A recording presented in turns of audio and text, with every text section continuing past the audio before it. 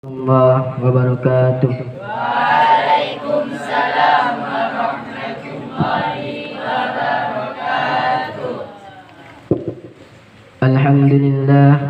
Alhamdulillahi rabbil alamin. Wassalatu wassalamu ala ashrafil anbiya'i wal mursalin wa ala alihi wa sahbihi ajma'in. Qala Allah ta'ala fil kitabihil karim, a'udzu billahi minasyaitonir rajim.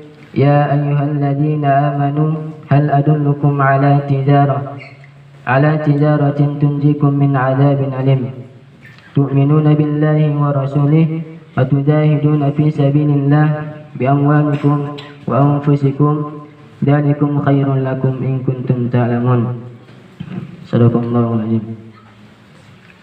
Pertama dan paling utama sekali, puji syukur kita atas kehadirat al-Maula Allah Subhanahu wa taala, yang mana kita masih diberinya banyak nikmat, yaitu berupa nikmat kesehatan, kesempatan, kelapan waktu, sehingga kita dapat berkumpul di rumah Tahfiz Azkiyah ini yang kita cintai ini. Dan tak lupa pula salawat barangkaikan salam marilah kita hadiahkan kepada junjungan kita Nabi besar Muhammad sallallahu alaihi wasallam dengan melafazkan Allahumma salli ala sayyidina Muhammad wa ala ali sayyidina Muhammad. Semoga kita akan mendapatkan syafaatnya di yaumil masyakil anti. Amin amin ya rabbal alamin. Adapun maksud tujuan saya berdiri sini ingin menyampaikan tausiah singkat kami yang berjudul Adab Sebelum Membaca Al-Quran. Al-Quran adalah firman Allah yang diturunkannya kepada Nabi Muhammad SAW. Dan Al-Quran adalah pedoman hidup atau petunjuk bagi umat manusia.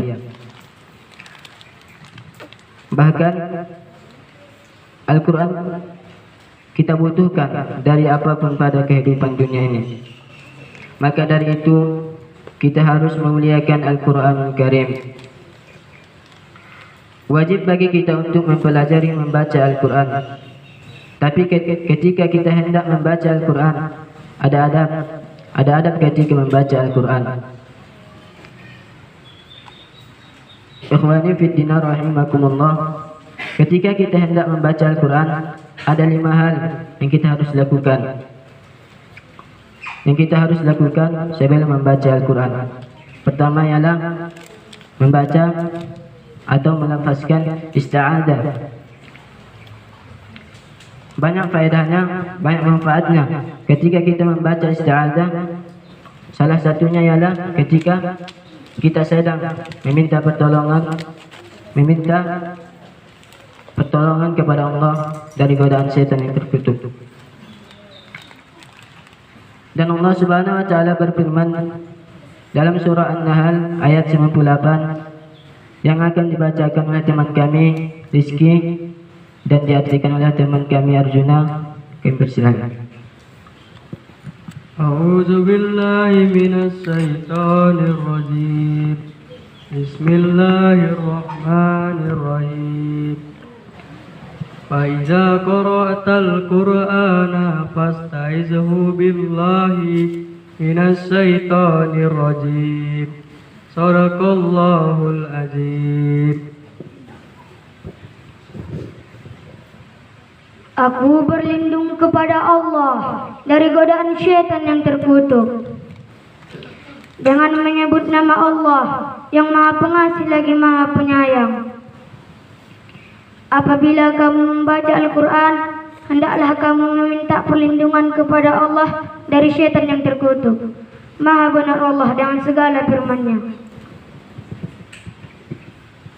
Bagaimana lafaz isti'adzah? Lafaz isti'adzah ialah a'udzu billahi minasyaitonir rajim.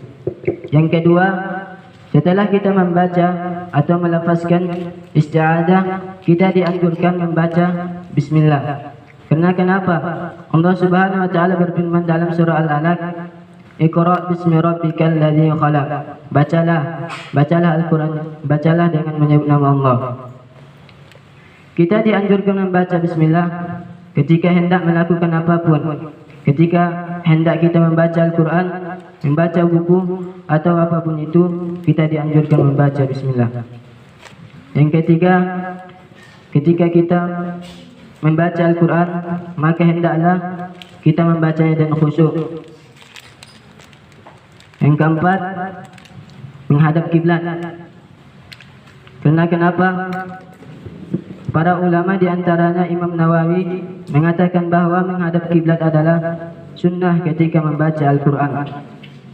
Walaupun membaca Al-Quran tidak menghadap kiblat itu tidak diperbolehkan. Karena tadi menghadap kiblat ketika membaca Al-Quran itu lebih baik. Ikhwani fid din rahimakumullah.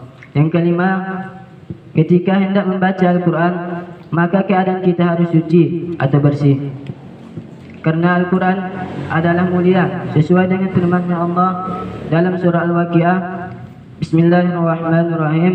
Innahu laqur'anun karim fi kitabim maknun la yamassuhu illal mutahharun.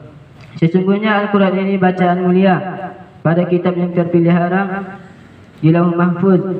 Tidak ada yang dapat menyentuhnya kecuali hamba-hambanya yang disucikan.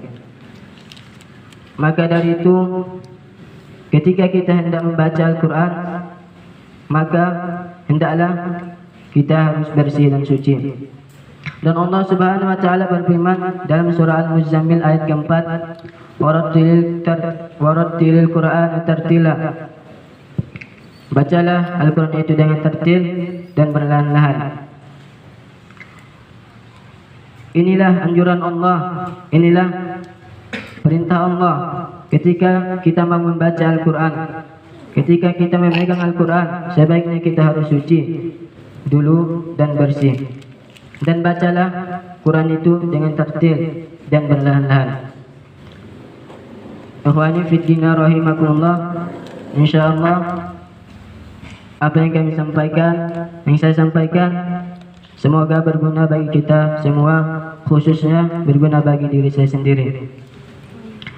Sampai sinilah yang dapat kami sampaikan. Lebih dan kurangnya kami mohon dimaafkan. Kepada Allah saya mohon ampun, kepada semuanya saya mohon dimaafkan. Assalamualaikum warahmatullahi wabarakatuh.